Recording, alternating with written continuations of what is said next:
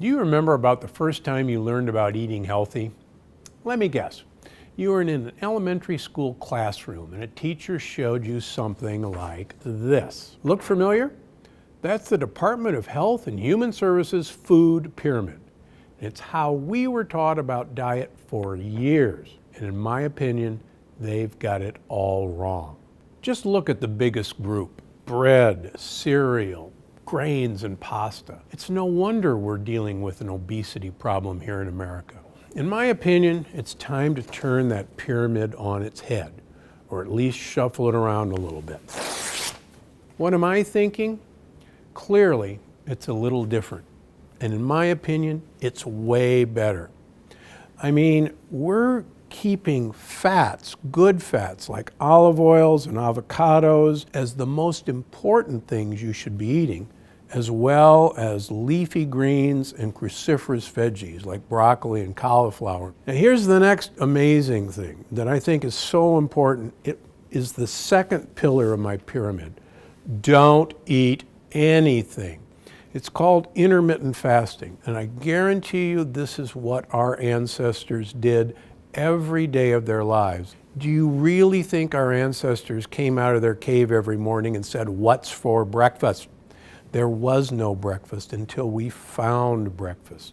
Skip a meal, one of the keys to this pyramid. Now, the middle part of the pyramid contains nuts, not legumes, not peanuts and cashews, flour alternatives that are approved like coconut flour, like almond flour, and two grains that don't have lectins, sorghum and millet. Resistant starches such as green bananas or plantains. These two groups feed friendly bacteria.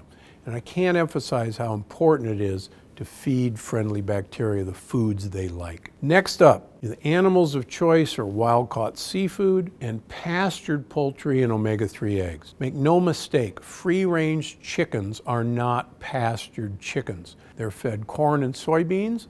Even if it says organic, it's organic corn and soybeans, and they're never let outside. Lastly, on this level of my food pyramid is in-season fruits. Fruits, as you'll find in the plant paradox, are like candy and should be treated as candy.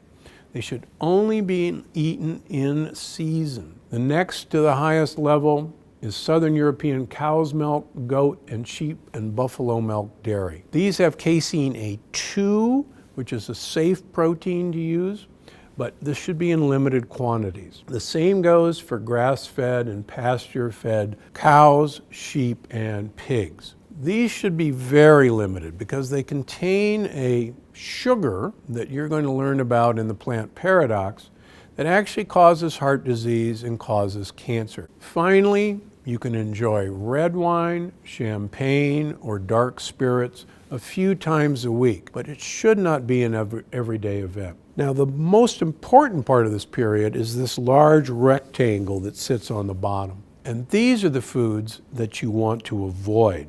These are the major causes of your obesity and your brain fog, your acne, and your weight gain. The important things to realize is that great fats and great leafy vegetables should be the cornerstone of all of our diets.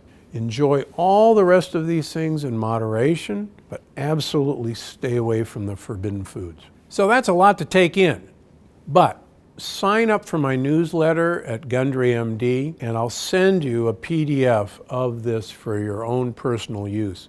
That way you can have Dr. Gundry's food pyramid with you at all times, take it shopping with you.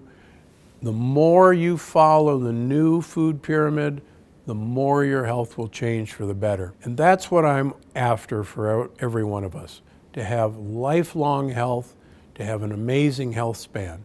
And I've done this for you because I'm Dr. Stephen Gundry, and I'm always looking out for you.